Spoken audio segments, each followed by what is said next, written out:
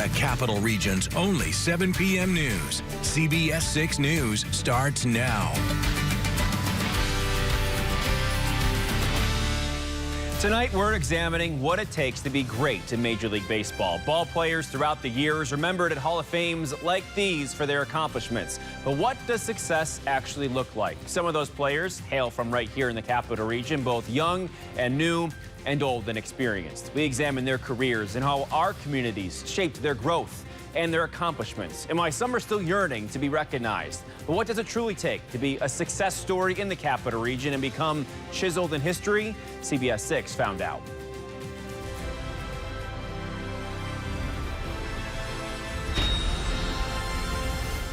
Good evening, I'm Tom Eschen. Thanks for joining us tonight. To truly be great, you have to start somewhere, and we're examining what it takes to succeed in our national pastime tonight. CBS 6 Sports Director A.J. Pankowski, he does join us to talk about this tonight with a look at how a local ball player is forging his own destiny in the majors, A.J. That's right, Tom. Capital Region native Jeff Hoffman, born and raised in Latham, just signed a major contract with the Toronto Blue Jays this off season. So what does it mean for him to come from a local community like this and make it to the big time?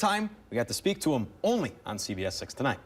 Shaker High School alum Jeff Hoffman will spend the next 3 seasons north of the border pitching for the Toronto Blue Jays. Super excited to get to live this out, and me and my family couldn't be happier. But he's not starting his career at the Jays without a strong resume. Hoffman, who was initially drafted by Toronto back in 2014, previously played for the Colorado Rockies, the Cincinnati Reds, Philadelphia Phillies as well. Hoffman's, albeit short stint with the Phils, landed him a spot in the All-Star game in 2024 and a postseason performance against the Mets. But Hoffman says there's always room to build on. I feel like there are runs that I've given up in past year that that could have been avoided. So those are the type of things I look to clean up those kind of multi-run innings. So what did it take for Hoffman to get stardom in the majors? Only on CBS 6, we got a chance to ask him that very question. People along the way will tell you that it's unattainable, or, it's not realistic, or what's your plan B, that kind of thing. But I always kind of just put my eggs in the same bucket and really just tried to take it step by step and just get to the next level. And so if you were to tell me that I was doing this when I was a kid, I would probably be very happy that my dreams and my goals had got me to that point. Hoffman tells CBS 6 his upbringing in the Capital Region, playing a variety of sports in different seasons, was a strong factor to his success today. Growing up in the Northeast, more generally is a big thing for young athletes. Being able to move the way that I do, I think, having the background in basketball and having, spent all those winters where you can't really play baseball because there's snow on the ground, you have to get in the gym and do other stuff. And I think that's a big reason why I am here. And as for what comes next for the Jays righty reliever? I want to be back in the All-Star game. I want to win. I want to win a World Series. There's a lot of things that, once you taste it, it's all you want. And our exclusive interviews with Jeff Hoffman in its entirety are on our website, along with Bethlehem High School grad and Kansas City Royals manager Matt Quattraro. That full conversation goes in depth on what it'll take for the Royals to return to glory. Yeah, thanks so much, A.J. Bobby Witt's on that team. Pretty cool guy to coach there. Very good. Yeah, and while Jeff and Matt's success continues to grow in the majors, many who left their mark on the game and have long since retired still waiting for their call from Cooperstown. And we get now to Pittsburgh Pirates legend and Rensselaer County native Roy Face. He's one of those players. His success with the Buccos in the 1950s and 60s is revered in the Steel City, but it still hasn't been enough to get him into the National Baseball Hall of Fame. Face still waiting for a call to the Hall at 97 years old. In an exclusive conversation, CBS 6 spoke with the Baron of the bullpen himself, Roy Face, on what an induction into Cooperstown would mean to him and how the Capital Region shaped his incredible career. The Capital Region's own Elroy Face, whose journey to the Major League started with humble beginnings in Rensselaer County in the small town of Stephentown. And while he's a bit older now, Face continues to make an impact with his community. I run into fans all the time, and in fact, I'm in an assisted living right now, and most all these people that are in here, they are older, and they remember me playing. So I sign autographs for them or give them pictures. Of course, that was Elroy Face, the legendary Pittsburgh Pirates pitcher, taking a few moments to speak with CBS 6 exclusively about his career and his legacy as well. And we asked him about his upbringing here in Stephentown, honored with a park named after him, too. So we talked to him about that and how being here in Stephentown, growing up, led to his illustrious tenure playing America's pastime at the highest level. When I grew up, I was too small to play in the sandlots with the kids because they said I was too small. I started playing on a high school team. At 19, 3 years later, I'm playing professional baseball in the minor leagues. Roy went on to play for the Pittsburgh Pirates on a professional level throughout the 1950s and 60s. The so-called Baron of the Bullpen. Face helped put the Pirates on the map. He still holds the Pirates' career record with 802 games pitched, even though his 16-year career started in 1953 and ended in 1969. As well, Face has 3 straight All-Star appearances from 1959 to 1961. All-Star appearances are often considered in Hall of Fame voting, too. His 96 lifetime wins in relief is the National League record, and his 18-1 record in 1959 remains the Major League single-season record for wins by a reliever.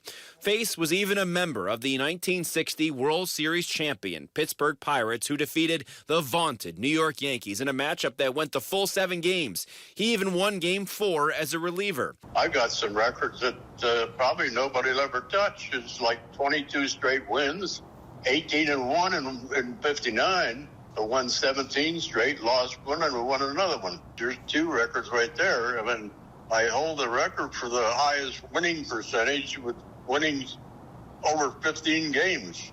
And while he's not a member of Cooperstown just yet, he is a member of the New York State Baseball Hall of Fame in Gloversville. The State Hall of Fame tells CBS 6 his induction was a necessary addition. You pitch 10, 12, 14 years in the majors. That's legacy. You know, I do think he belongs in Cooperstown because he was, if not the first, one of the very first great closers in baseball. So we took this proposition to Cooperstown. John Shestakofsky of the National Baseball Hall of Fame telling CBS 6, while Mr. Face has been eligible multiple times, he's fallen short of getting in. He continues to be eligible. Had a great career in the game. One of the best relievers of his era. That's undeniable. But Roy Face, at the age of 97, is grateful to his fans and supporters, telling us all of his fans believe his career deserves immortality in baseball's ultimate mountaintop.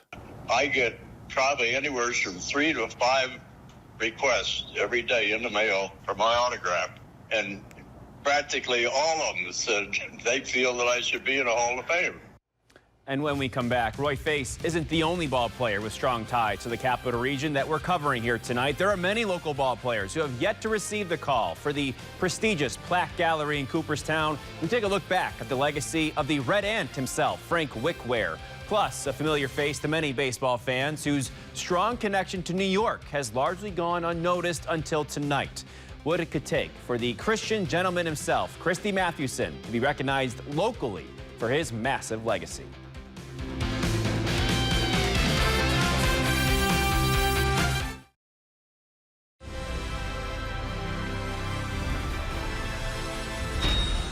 We continue our look back at what it takes to be great in Major League Baseball, including an examination of 2 former players who have strong ties with New York State. First, a look back at the legacy of Frank Wickware. Wickware was a star of the early days of Negro League Baseball, who's missing from Cooperstown's Hall of Icons and the State Hall of Fame Museum. Tonight, we're sharing his success story with plenty of connections to the Capital Region and why he's still fallen short of induction.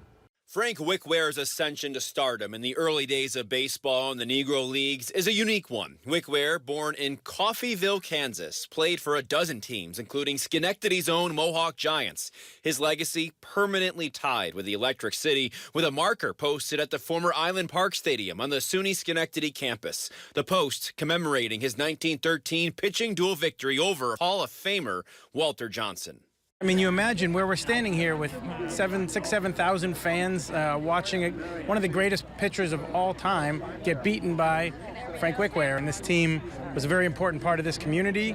The players were tremendous players that would have been in the big leagues, frankly, if there hadn't been segregation that existed. Wickware's victory with the Mohawk Giants over the legendary Walter Johnson in a 1-game-to-0 match wasn't the only achievement he garnered over his career, posting a record above 500 against what were considered quality teams, despite many of his statistics likely going unrecorded due to his consistent shifting from team to team. We got a chance to ask both the National and State Hall of Fames directly about Mr. Wickware's legacy. When you do look back at his career, you see quite an impressive resume.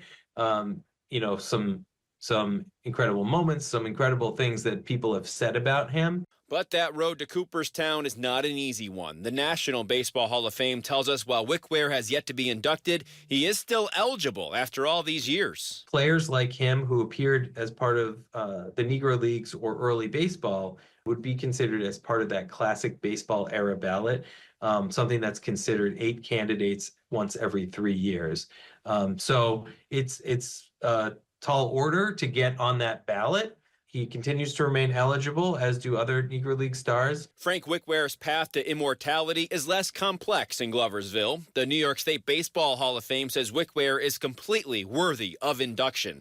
But there's a catch. A family member must give permission first. There are some rules for induction, and we would need somebody from Frank's family to confirm that we will induct him. He's an easy first ballot guy here. After spending his later years dealing with alcohol abuse and legal troubles, he lived his remaining years in Schenectady and died there in 1967. But Wickware's baseball legend lives on in the Electric City.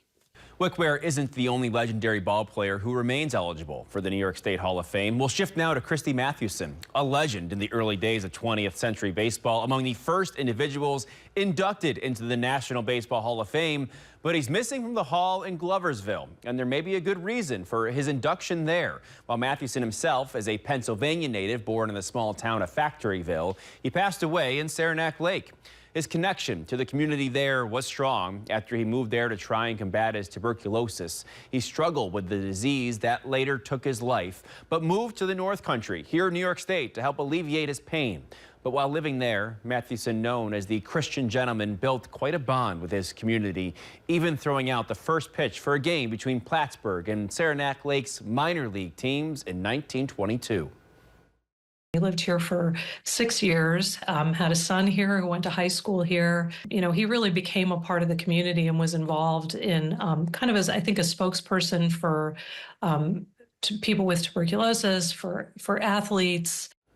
October 7th, 2025 marks the 100th anniversary of Mathewson's passing in the Saranac Lake community. CBS 6 had an opportunity to ask the New York State Hall of Fame about what it would take for Christy Mathewson to get into that hall. Much like the eligibility for Frank Wickware, the requirements are still the same. So we induct people from all aspects of the game, and it's an inclusive hall of fame. If we had a cousin, distant cousin, or relative, a niece, a nephew. Yeah, he was the greatest pitcher in baseball when he 4 times a 30-game winner and regarded in the game as the best pitcher in baseball for a period of like 10 years. So if you happen to be related or know of anyone related to the late, great Christy Mathewson, the Hall of Fame in Gloversville is happy to welcome his legacy there. The question lingering tonight, of course, what does it take to be considered great? We speak with the experts in depth on what it truly takes to get into these gilded halls. Plus, we take a closer look at how local teams have shaped future careers, lined with success and the glory of becoming a Hall of Famer.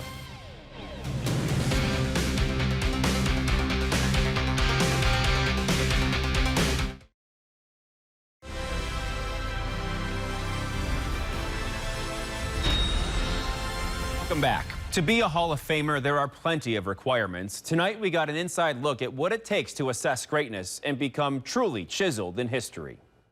What does it take to be great? It's a question CBS 6 has been working to uncover and took it to the experts themselves. The Baseball Hall of Fame in Cooperstown, considered the mountaintop of greatness for baseball players from all eras of this beloved sport. And while the requirements are steep, we're told it's about a system that is unbiased and fair. Longtime baseball writers, those with at least 10 years of covering the game, get this opportunity to vote. It's a really high bar, though. You have to end up first making it on the ballot. Your name has to be on at least 75% of the ballots that are submitted. Those requirements, just one of the ways you can become a member of the Hall. Other committees run by former players and executives examine two eras of the game. The classic baseball era before 1980 and the contemporary baseball era after 1980. Only 8 candidates are considered in each of those committees. So that's a really tall order. You're whittling down literally thousands of candidates, eligible candidates in some cases. So what about the New York State Baseball Hall of Fame, just over an hour from Cooperstown, which seeks to enshrine the legacies of players who shaped New York communities far and wide? To be inducted, you either have to be born in New York State or play in New York State, and even one game. We don't qualify statistics. People that get inducted into the New York State Baseball Hall of Fame can be a scorekeeper, an umpire, a writer, a photographer. And with these parameters in place, your odds of getting into the New York State Hall of Fame are just a little higher. We do have a board of directors and we vote. We induct 14 people, 15 people. So we're glad to do that. There's a perfect process. And ours is a little bit more agile. And while the quest to determine what it takes to be great and become immortalized among the game's most important figures, we were left with some insight on the definition of greatness by the National Baseball Hall of Fame. I don't think there is one definition of greatness, and that's what makes a place like the National Baseball Hall of Fame so special, because every individual might have their own idea of what leads to greatness and how to evaluate it, but you really have to have a strong consensus to end up with the plaque here in Cooperstown. An upstate New York native who was considered the first African-American professional baseball player was finally recognized by the Baseball Hall of Fame a century after his time in the league. CBS 6's Greg Floyd has his remarkable story tonight. He might be the most important baseball player from our region that you have never heard of. Bud Fowler was born in Fort Plain in Montgomery County 3 years before the start of the Civil War. His family moved to Cooperstown, and Bud grew up playing baseball. His was one of the few black families in town. He was raised here in Cooperstown, walked these same streets where we're standing right now, but long before the Hall of Fame existed. As a young man, he played for ball clubs in places like Iowa, Nebraska, Ohio, and Minnesota, almost always facing racial prejudice as the only black man on a team of white athletes, almost always the best player on the team.